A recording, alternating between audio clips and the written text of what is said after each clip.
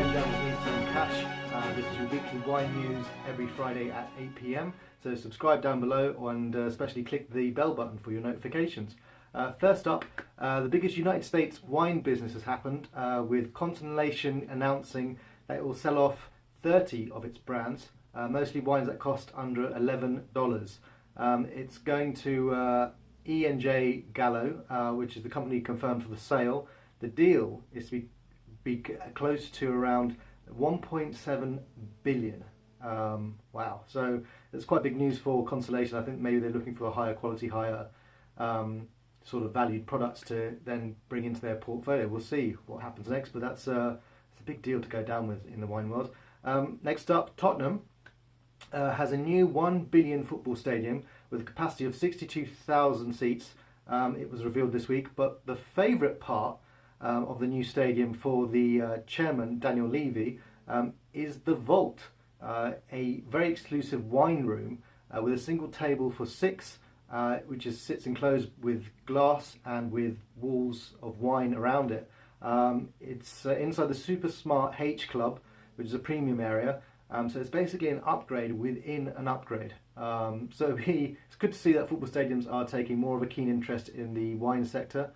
And it would be good to see that more customers getting involved in it from different areas. So next up is the French competition watchdog authority has stated that it has carried out a number of raids and seizures of goods from wines to spirits companies as such. It's not stated yet which particular companies are going to be named. It's more of a case innocent until proven guilty, but it's just kind of a space to watch to see what happens next.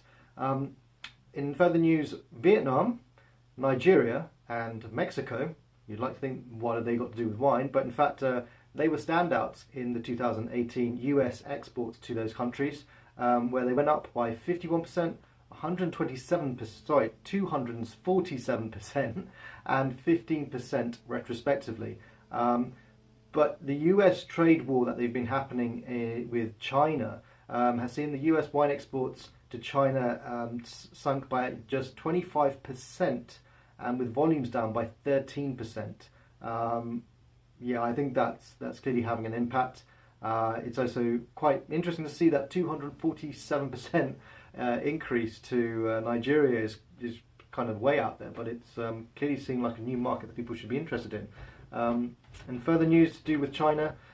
Chinese High Court has handed down a 4.5 year sentence to a wine merchant for knowingly purchasing smuggled wines worth over $850,000, sending a harsh reminder to cross-border wine smugglers and to other third-party complicit people. It's good news to see that they're cracking down on these things, as wine fraud's been heard about as well before in the wine industry. The USA, though, have on sale a £3.99 Echo Falls Rosé wine, and wait for it, and gin infusion. Yes, that's right, that's wine and gin infused in the same bottle. It's bizarre. It's a 9% ABV. Yeah, it's got some summer fruit flavours in there as well. I don't know what to say. Maybe it's clearly something that they've done market research and seen that works. For me, it sounds like the worst mix of all time. But, you know, I haven't tasted it yet, so I can't judge too soon. In the UK, a fraudulent wine investment company pocketed a £1 million, well, supposedly profit, but the men targeted known wine investors, selling their wines onto legitimate buyers and pocketing their proceeds. They lied to their victims about whereabouts the money was going, saying it was being reinvested in graphene, gold and diamonds.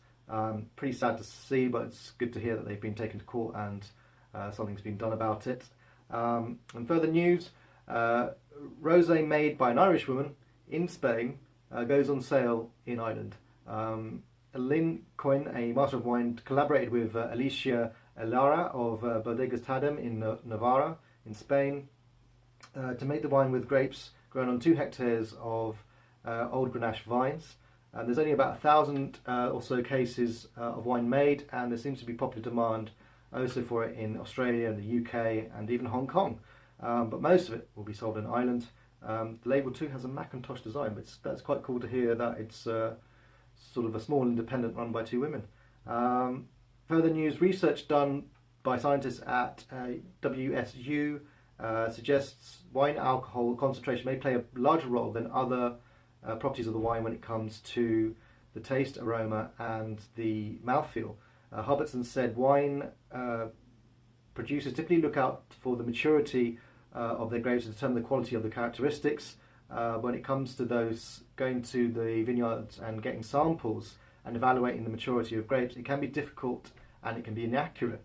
He said as each plant on the vineyard ripens at different rates. So we'll see what this kind of study throws out, but it's interesting that it's maybe the case that alcohol has more of an impact than what we thought as far as the flavour and aromas are concerned. Alright, that's all from me for this week's wine news. I will be back again at Friday 8 PM. Please obviously click here for more videos and subscribe here by clicking on this particular button. And yeah, thanks for watching.